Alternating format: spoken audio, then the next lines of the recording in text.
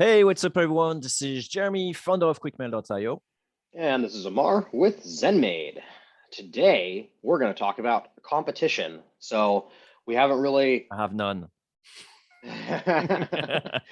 there's no true competition. Yeah. Um, yeah, I'm interested to see where this conversation goes because we actually didn't really talk, about kind of what we wanted to talk about in that. So, I'm interested to know kind of what you were thinking when you suggested like the topic. I've definitely got my own thoughts on competition, and yeah, I don't kind of. even know how this topic came up actually. Actually, I do, because I read something on my notes that says founder completion. I wasn't quite sure what it is, but it's like, oh, competition. Hey, we didn't talk about competition. And so I Competition. think that's Okay. that's really how it came up from. Um, yeah, I have interesting takes about competition. Had a lot of experience with competition because if you recall, 7 years ago, we were like three or four, Mhm. in my niche, and it was a brand new thing. It was a blue ocean, and then since then, it turned really red. Where Yeah. like every week you had like some new competitor popping up and stuff like that. It took us some time to really figure out like how to handle competition and so on, but I think we're really good where we are at. Mhm. I think we managed to swim a bit further and not be too much with all the sharks there. Mhm. But yeah, you had also, what's your sort of like brief, like 2 minutes, like I just said, like history with competition for you? So we had, I guess it just depends on how you define competition, right? And like how specific. So when Not we launched, alternatives like Google Calendar or Google spreadsheet and stuff like that. It's like real type of competition, right? Similar products, not yeah, substitutes. okay. Well, yeah, okay, fair enough. Yeah. So we had only a couple of software that were focused specifically on the maid service industry, that there were maybe two or three that existed before ZenMaid. And when we entered the market, yeah, those were essentially the ones. We considered our main competition to be some of the other competitors, or like what you said, like substitutes, but not like Google Calendar, although Google Calendar is very much like, a substitute for us, but more like other softwares that That were serve not, multiple service yeah, exactly, industries. specifically Exactly. for Yeah. maid And services. so Okay. feature for feature, those softwares were much better than our actual competition. Um, yeah, which was, one of the things that we took into account. Yeah, that's an interesting spin as well. Like, a sort of like all-in-one software when your Mm. software is only doing X, or effectively, like you mentioned, software that is addressing everyone, but you Mm. want to specifically serve a niche. How did you handle this sort of like competitor that could do everything, but you wanted to specifically do maid services? So, yeah, I think when it comes to competition, I think that it's one of those things where you need to kind of ignore your competition, but at the same time, you need to pay attention to them. And it's a weird sort of like dichotomy. So Not honestly, obsess when about I, it, right? I think yeah, that's the well, not thing. obsess about it, but the other thing is that a lot of people go, oh, I'm going to compare my product to their product, and their product is better, therefore I shouldn't continue like building this project. And the truth is that when you're trying to get your foot in the door into any sort of industry, you're trying to be the best product for like a certain subset of people, Yeah. right? And so for us, that's how we looked at it, of like, that's okay that there were other software that just did everything under the sun, but those software tend to be bloated. They tend to have a bunch of features that a lot of the maid services don't need. And so we're just like, okay, we're just going to build a really specific one. And then when we launched, we had one feature that it took a lot of our competition, both the specific competition and the general competition, it took them quite a while to catch up. And that was sort of our like foot in the door initially. And that was just basic like SMS reminders that for whatever reason it took them quite a while to get those into their systems. Yeah, I had a long time ago. I got some actually funny stories about computer. I'm gonna make a note here. But I remember at some point I talked with someone who was way more experienced than me. Built multiple companies, sold a few ones, exited, for millions and Mhm. millions. And one day we just catch up, like just by emails, back and forth type of exchange. And at some point you say like, hey Jeremy, what's your view on competition? I say, oh, it's simple, I don't give a crap about competition, and I keep focusing on my stuff and so on. And he said something that stick to me to this day. Say it's that's fine, you can ignore your competition, but you can't ignore what the market tells you.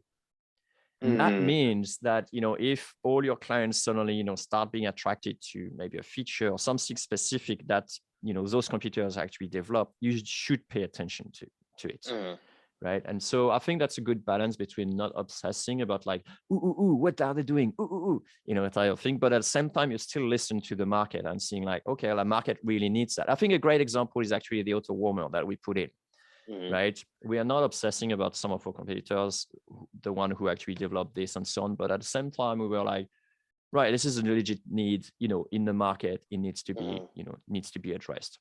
And I think that's the approach in a nutshell, I would say. Yeah.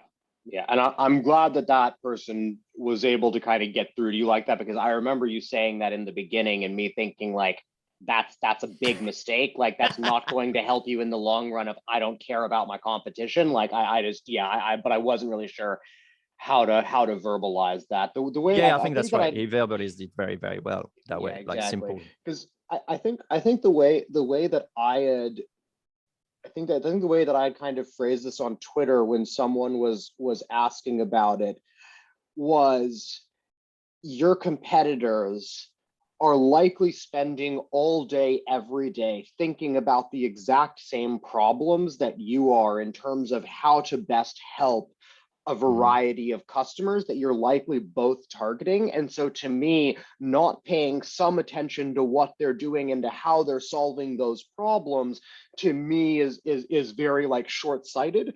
I do see the value in just going, like with the new software that I just bought, it's very much like heads down. Like I know the work that we have to do just to like make this better, to make the marketing better, to make the product better. And there's a lot of low-hanging fruit that need to be done. But the number of times that I've looked at some of our competitors' software and realized that someone's saying, oh, these guys do this and you don't.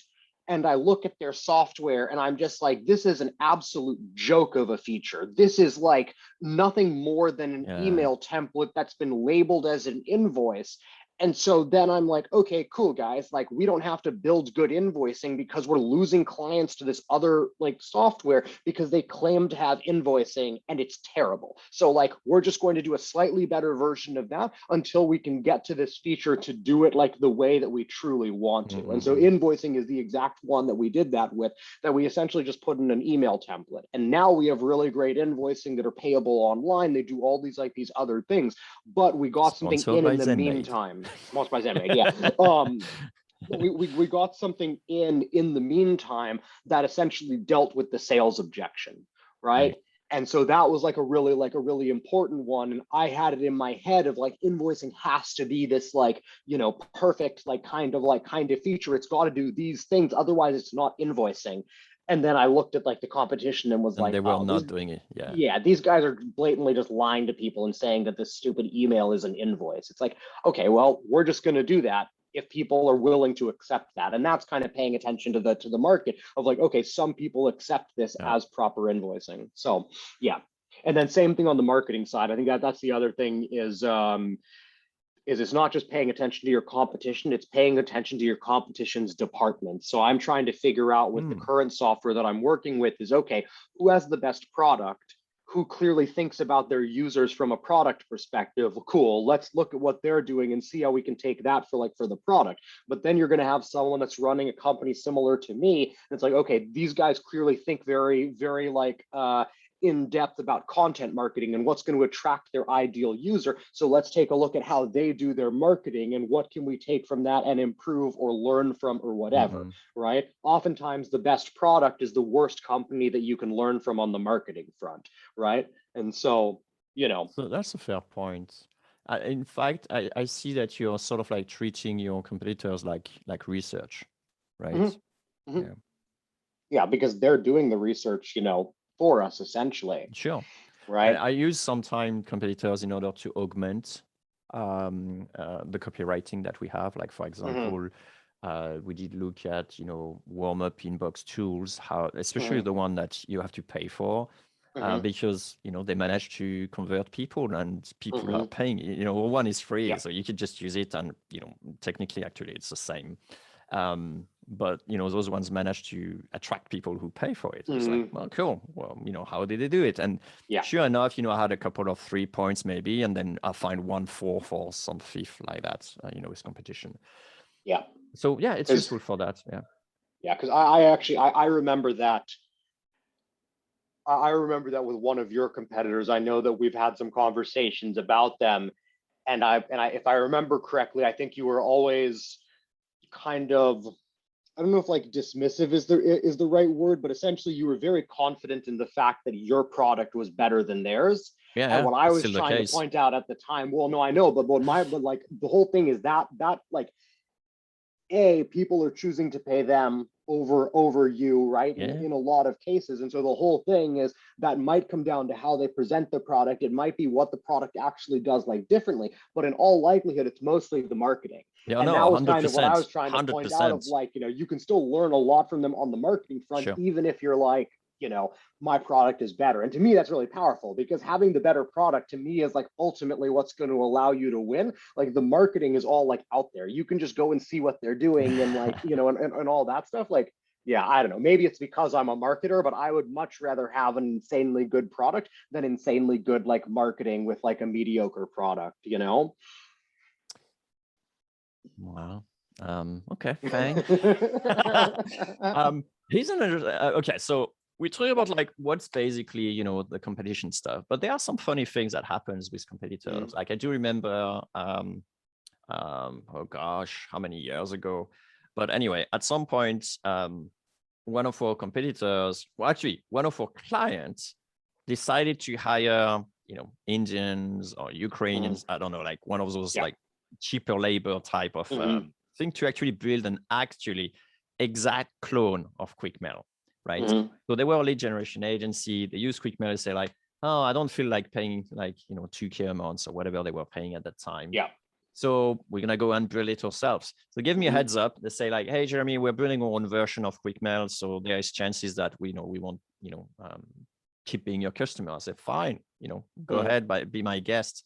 Yeah. And so they went and they did it. But the funny thing is, they did an exact replica, like Mm, literally. yeah. The design spec for them must have been like do exactly what they do, right? Mhm, And so the funny thing, for unfortunately for them, well, here's a full story, so you get the idea. mhm, Then uh, I was just finishing the new version of the interface, so mhm, a month or two after they released their 100% copy, I just changed my one with the thing that the copy was having problem with. So okay, so that's mm, the first thing. The second thing is I think they did an AppSumo deal, lifetime value stuff for yeah. that stuff. And so a lot of people went to that tool. And then the thing is that the thing was like technically not very rock solid at all. Of The course. thing Yeah. like had like lots of issues, lots of technical problems, to a Mhm, point where they decided to discontinue the product. And mhm. everyone who actually complained from AppSumo say, fine, here's your $20 refund. It was just, yeah. So that was, I don't know if it made me happy. Um, I don't think it affected me that much, except that I was happy your product was better. So yeah. Yeah. I mean, I bet you that a lot of the people that decided to jump over there and then ended up coming back to you, I bet you they've got a renewed appreciation for your work and for your product, It could right? be, but the funny thing is that I don't know of my knowing any client who actually moved away from QuickMail at that time to move to the competitor, which is Mm, strange. But I think it comes to your point as to how you place your product, because at the yeah. end of the day, it was like an exact copy of QuickMail. Like, why would you move to the other ones? I don't know. Well, for the lifetime deal, right? Yeah, that's true. And be well, but the other thing is that well, yeah, I guess it's for the lifetime deal. If they're already using You're QuickMail, I right. was gonna say if they don't know, but what's funny is like the marketer in me, I would have reached out to them as soon as they like announced that they were like shutting down.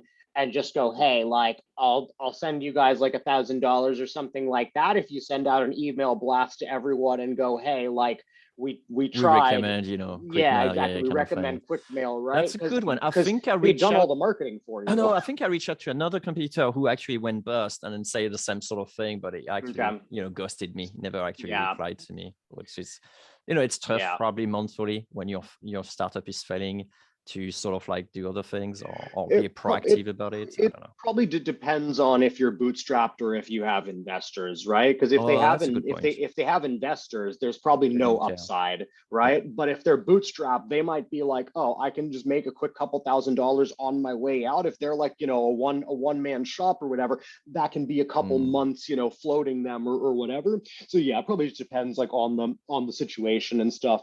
But yeah, I mean, I think that's a perfect example of just because you can clone the product doesn't mean that you're cloning the So company, true. right? And it's like we don't get paid for our products, we get paid for our Mm. companies, right? Because it's the entire experience that we create among all the departments, right? Y- Like, You know the founder who was successful who actually gave me these quotes, what? right? The Who? quote about like need to still pay attention to the market, Oh right? yeah. It's because actually we reach out, I started exchanging, and then Mhm. I say, you look like, would you actually be interested in, either, mentoring me or like giving me some, Mhm. I can pay you whatever and so on. Yeah. And you say, well, I invested in another product, Jeremy, so I can't really, because of the competition. Mm. And that was the product he invested in. I just picked the Oh wrong really? course. Oh yeah. Yeah. Yeah, So exactly. anyway, do you Yeah. have any funny, competitor story? I mean, we've had like a lot of like drama in our like industry because I mean, as I've said on the podcast like multiple times, like I tend to be very like abrasive, right? Is like with a lot of the industry, it's like, it's either like a love me Abrasive or hate mate. me kind of That thing. should be cool. Yeah. Um, I mean, it definitely works for marketing, but it's more just, I mean, honestly, it's more just like a personality thing than anything else. Like I'd be lying if I said I did these things like for marketing or whatever. So we've definitely had some drama and everything. I mean, I know some of we've your had competitors went under your skin for, yeah, shady exactly. reasons. They, Yeah, yeah. exactly. Like a couple of our competitors have done some pretty shady things. One of them had to settle with the FTC for over $2 million because they were inappropriately cold emailing a bunch of service Holy businesses, including shit. a bunch of ZenMaid like customers, right? Like the other like one sold his company and didn't tell anyone for like 8 months and then just completely disappeared from the business and they never announced that they had sold, which was very shady. That was one where I caused a bunch of tension in the industry because I sent out his announcement email for him. I was like, oh, that's shady. So I love I it. yeah, so I sent out an email So and was funny. just like, oh, like you might have heard that XYZ like sold the company, and there's rumors that they're going to move you off of Stripe. Just a reminder, ZenMate integrates like with Stripe, and if you come over with all your clients, we can even like connect your Stripe account to ZenMate and connect all of the clients and all of that. We'll do And it of for course, you. we had quite a few people that came over when we did that, and that wasn't lying. Like it was shady because he sold out his customers to like a credit card processing company, who then forced every single US user to move off of Stripe and onto their thing. That went Yeah, sounds terribly, all this legit. stuff.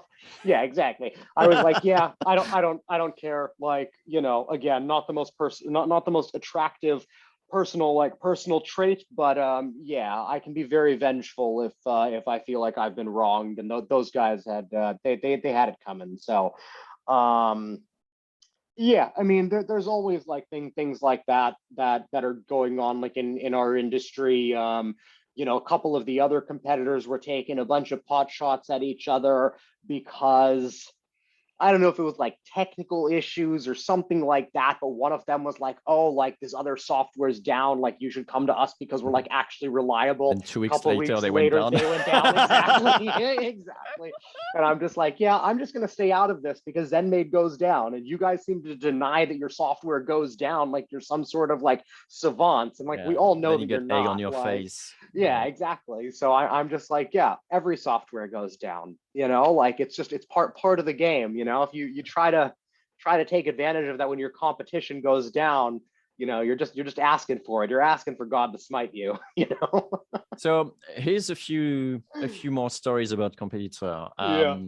One day, quite a few years ago again, one of my clients told me about a new product. So I went ahead and tried it. And then I tried it and I thought like, well, that's pretty nice. They did a good job. So I used, open the chat and just say like, hey guys, you've done a good job, whatever, I'm the founder of QuickMail and so on.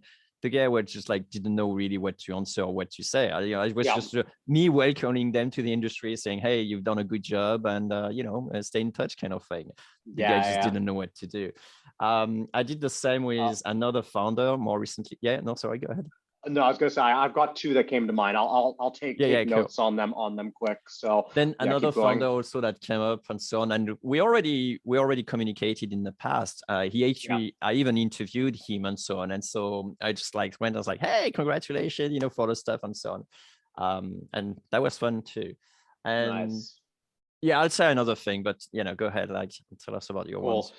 Yeah, so I had two that just popped into my head because I didn't really want to tell any of like the competitor stories that get me annoyed or like or angry. But so yeah, the two that just popped into my head is, so when I first started ZenMaid, within like maybe 6 or 12 months, so like not that like early on, but I mean, keep in mind that 12 months in we might have had like 15 customers or something, right? So we're still very, very small. And I, of course, paid attention to every single person that signed up. I would personally email them. I'd reach out with a phone call. And so I saw that one of like the biggest like competitors, Service CEO, their CEO and founder had signed up for a trial of ZenMaid. And so I sent him this email and was like, oh, like, thanks so much for signing up for a trial. I just wanted to share with you kind of like ZenMaid's vision. And I was like, so we're starting by building software, and then like pretty soon we're going to have Roombas that are going to clean your floor. And eventually we're going to have like lasers that are going to be able to just like zap pieces of dirt and all this stuff. And he sent me back like a message and he's like, hey, Amar, I got about halfway through this email before I realized that you were trolling me, like, nice to meet you and whatever. And so we went for drinks awesome. At the next industry conference or whatever. This is amazing. That's one of my like favorite emails that I think that I've ever sent. It was nice. I wasn't trying to poke fun at him at all. Like, I was just having some fun with it and just doing some creative like copywriting, and he got a really good laugh out of it. The other one that was pretty cool is, so one of our best clients is this company Student Made in Florida. And so they have this massive business. They have like, 50 to 60 cleaners in one of the college towns in Florida, and almost all of their cleaners are college students. So they know that they're going to turn over a large amount of cleaners, and they've managed to build this amazing culture. They're really like amazing company in general. The founder's very sharp, all that. They built their own software like a while ago, and then we're selling it. So they were actually a competitor to us. And then at some point we're like, this is not what we want to do, right? That they definitely had it in mind of, oh, we're just going to build the perfect software for us, and then everyone else is going to want to to sign up and use our software because it's so great. And so of course they built it. They didn't have SMS. They looked at our software and were like, well, shit, we want SMS, right? And so then they ended up actually signing up for ZenMaid, shutting down their software. And so now they recommend a bunch of people to us. But yeah, I thought that one was like a pretty funny one. They're not one of the ones that were using us before. They kind of found us after whatever, because we definitely have the same thing as you, where we have customers that go, I'm just going to build this myself. Just like, okay, good luck. What's funny, especially in your industry, but what's funny is like people are not in tech. You have to know where you are, right? Are you in tech or are you in, a service, right? Because this is tough work, right? This is a very different set of skills to actually, build up technology, maintain technology, have a team to.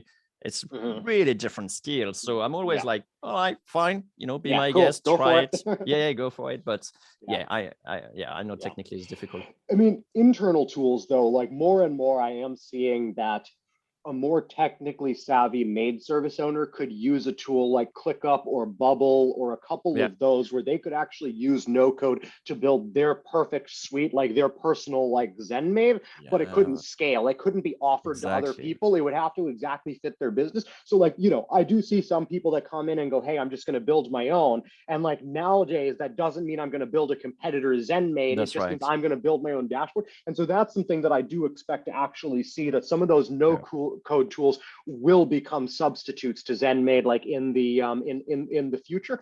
And Interesting. you know, an interesting thing there is we could actually try essentially doing like a no code builder that was designed specifically for maid services. So it's like you have ZenMaid and then you have something like Bubble that only has the different options that a Mm-mm. maid service would need. And then people could essentially build their own ZenMaid. They'd still pay us for it, Yeah, right? yeah, So of like course. that Well, might be a way of disrupting yeah, our own you're like basically industry. talking about integration to weed off, potential future competitors, right? So for us, we have webhooks as well, so you can plug into QuickMail. We have a small API, so those sort of things Well, actually preventing.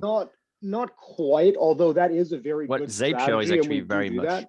helping for those type of things. It does, but what I mean is more like, think of yeah, like you know Bubble, right? Yeah, yeah, That yeah. that allows you, yeah. So like think of if a maid service owner just didn't want to use ZenMaid, Sure. just went into Bubble and built their own. But now imagine that Bubble was some specialized no code builder that we'd put together that specifically had filtered out all of like the, you know, things that a maid service wouldn't need. Mm. And then they can pick and choose the sections that they want. So it wouldn't actually be connected to ZenMaid at all. I'm thinking of like a completely like separate Okay, app I see. that would be Yeah, yeah, like a okay. potential like disruptor. So yeah, But the idea interesting is idea. to prevent new competitors to pop up because you're offering this sort of like flexibility, right? Yeah, No, I exactly. got that. I got that. One last thing, Yeah. obviously, I had also, competitors trying the software because at some point you needed nothing. It's Mhm, fun because some people actually have static IPs, mhm. pre-COVID, because now everyone's working remotely, but that was easy to spot anyway. So yeah, we put credit cards in, and then as far as I know, no competitors probably did it like directly, Mm, but it could well be, someone else. Point is that the last thing that I wanted to say about yeah. competitors is that they can be good friends. Like I am very good friends with the founder of Gmas. I really like him. He's really Mhm, great. He has his own sort of like, we still do the same thing, but he has his yeah. own sort of like audience, which is not really Mhm, my audience. And so that way that allow us to exchange some cool stuff, cool mhm, tips, talk about the industry, laugh about all those things, cry about all those things too, mhm, but or complain and bitch about like Google and stuff like that. But at mhm. the end of the day, this is really cool and really great to have one of your competitors in the same industry, in the same problematic as you, actually just connecting and then having a good conversation. It's the same with the founder of reply.io. We are not Yeah, so much in touch anymore, but we used to talk also about some of the problems we were experiencing and stuff like that. I mean, I really value those relationships a lot, and yeah, so one point is that if the market is big enough, then you don't necessarily always need to stress about competition. You could actually find some good people. yeah. I was gonna say, if you're bootstrapping, then you're definitely looking for a piece of the pie.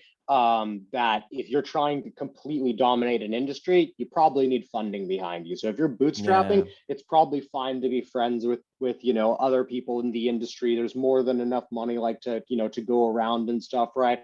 That I'm always happy to help out other CEOs in my industry. Like some guy reached out to me, and apparently he has essentially a competitor to ZenMaid, but he's Portuguese and built it for like his aunt or something like that who speaks Portuguese. And so he just has a couple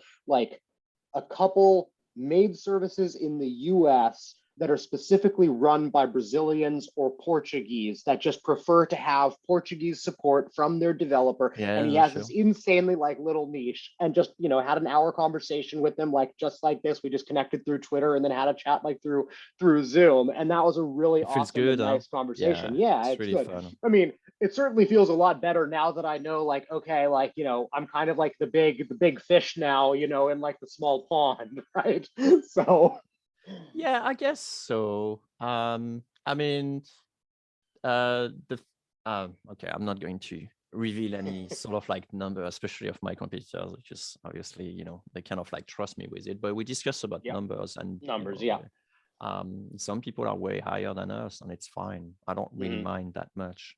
Yeah, exactly. And that's because they can be much higher and you can still be winning, right? That's right. That's why at the beginning we were saying that, like ignoring your competitors isn't like the worst thing. That in a lot of ways, what's going to make you successful is what you focus on doing. But looking at your competition can give you so much valuable information.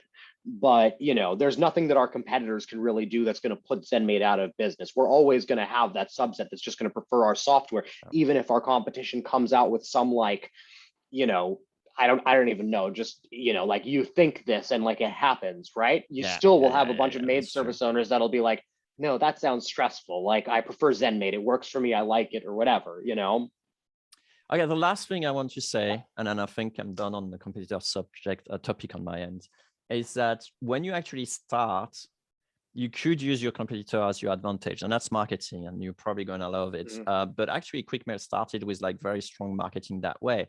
Like I interviewed like 10 people, I asked them what they were using, and they were like things like Yesware, things like OutApp. Yeah, ToutApp. Those things that were not exactly my competitors, but people were not happy because they were not being able to do what QuickMail was doing. And so I just put them straight on my website, like, flat out. I say, exactly like why people are not using Strike, blah, blah, blah. Or, some stuff like that was very upfront, like mentioning all my competitors, saying like that. Because I was like so small, it didn't really matter at that time. And then people who would actually more come knowing the other software than knowing, my software. And so at the very beginning, I used my competitors to just like flat out say like, I don't recall exactly the copywriting, but I think it was something like, find out why people, I don't know, I can't recall, but you can look at the web archive, 2014 QuickMail, and then you'll see it. That was good. That did help. For our new software, the one that I just bought, we're going to do competitor pages, right? Of like us versus them, and like. Oh, that's true for SEO purposes. We do that, for SEO purposes, right? Like even if we don't compare favorably to them, we just want that traffic. Right? We're not going to show those pages to anyone that's already hit our website, but for ranking on Google, it's probably a great idea. You're absolutely right, because some of our competitors, honestly, when they discover QuickMail, they don't want to come back to the other one. So it does make sense to have a page like that, like saying like competitor to or alternative to whatever. Yeah, exactly. Cool. All right. Shall we wrap there? Yeah, good stuff. So you do the wrap. All right. Follow us on Twitter. Let us know what you think of competition. There you go. That's a wrap. That's a wrap. Jay Chatelain, and it's just Amar. Yeah, we need to change your nickname at some point to make it easier. Leave a comment below on YouTube. Oh, that's I don't know. That works too. Subscribe. Oh yeah, do that. All right. It's probably no one at this stage yet. Hug someone you love. There you go. There's the CTA. There you go. There you go. All right. Thanks, Amar. All right. See ya.